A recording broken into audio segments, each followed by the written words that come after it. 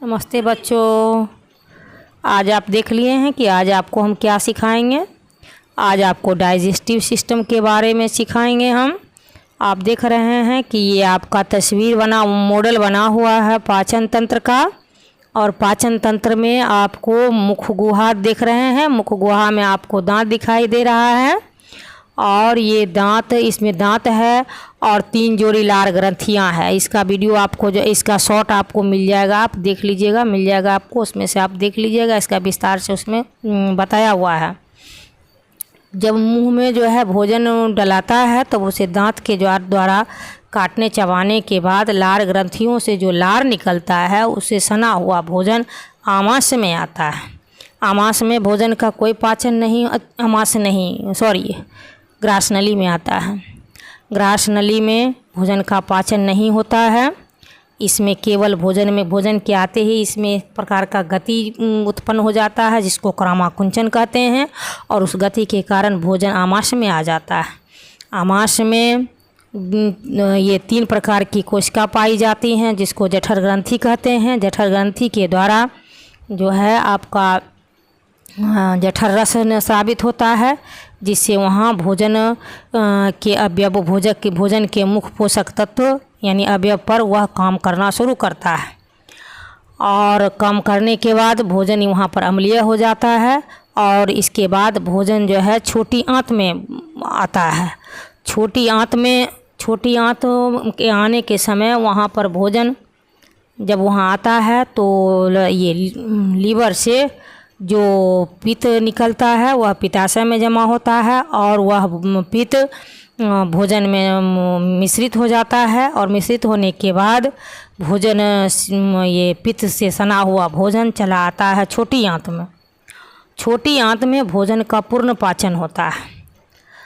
पूर्ण पाचन का मतलब है कि यानी कि भोजन का जितना जो भी पचना है वहाँ पर छोटी आंत में ही भोजन का पाचन होता है। और इसके बाद भोजन चला जाता है बड़ी आंत में।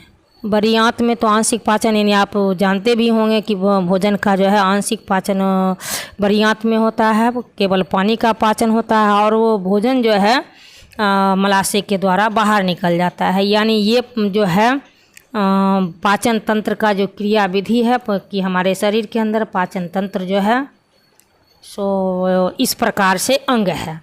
अब देखिए कि उसमें आहार नाल, अब सवाल उठता है कि पाचन तंत्र क्या है। तो आहार नाल से संबंध पाचक ग्रंथियां और पाचन क्रिया मिलकर जो तंत्र बनाती है उसे पाचन तंत्र कहते हैं।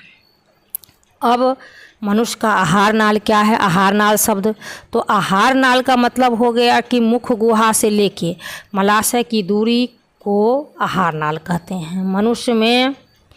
मनुष्य का जो आहार नाल है उसका लंबाई 8 से 10 मीटर करीब है, जो कि कुंडलित है।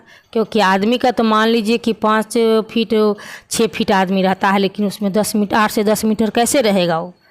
तो कुंडलित करके उसमें जो है ना रखा हुआ है। अब इसमें जो है पहला है मुख गुहा। इसके जो भाग हैं आहार नाल के, तो मुख गुहा हो जाएगा आपको। ग्रसनी है, ग्रास नली है, आमाशय है, छोटी आंत है, यकृत है, पित्ताशय है, अग्नाशय है, बड़ी आंत और मल द्वार। भोजन जब मुख गुहा में जाता है तो मुख गुहा के बाद भोजन चबाने के बाद ग्रसनी में जाता है। ग्रसनी में 2 छिद्र होता है। ग्रसनी में 2 छिद्र होता है, एक निगल द्वार होता है और दूसरा जो है कंठ द्वार होता है। तो भोजन को तो दोनों द्वार में जाना है नहीं, भोजन तो एक ही द्वार में जाएगा। यानी कि भोजन जो है आप भोजन को जाना है निगल द्वार में, इसके लिए वहाँ पर एक पट्टी रहता है जिसको कहते हैं एपिग्लोटिस। एपिग्लोटिस का काम है भोजन को निगल द्वार में भेजना और जो हम सांस लेते हैं उसको कंठ द्वार में भेजना। इस प्रकार भोजन जो है ग्रास नली में पहुँच जाता है। ग्रास नली में भी भोजन का पाचन नहीं होता है, वह जो है पेरिस्टाल्सिस मूवमेंट के कारण भोजन सीधे आमाशय में पहुँच जाता है। और आमाशय में जो जठर रस स्रावित होता है वह जठर रस के द्वारा भोजन के पोषक तत्व जो प्रोटीन है उसको जो है ये पेप्सिन नामक एंजाइम पेप्टोन में बदल देता है। इसके बाद भोजन जो है छोटी आंत में जाता है। छोटी आंत में भोजन का जो है सो छोटी आंत में ही 3 भाग है, ग्रहणी है, जेजुनम है, इलियम है। और वह भोजन जो है सीधे चला जाता है आपको वहाँ पर ये छोटी आंत के द्वारा जो है ना आंत्ररस निकलता है। आंत्ररस जब निकलता है और आपका लीवर से जो पित्त आता है और अग्नाशय जो अग्नाशिक जूस आता है, ये सारे मिलकर भोजन के अवयवों पर कार्य करता है। भोजन के अवयव जब कार्य करता है तो भोजन के जो अवयव हैं वह टूटकर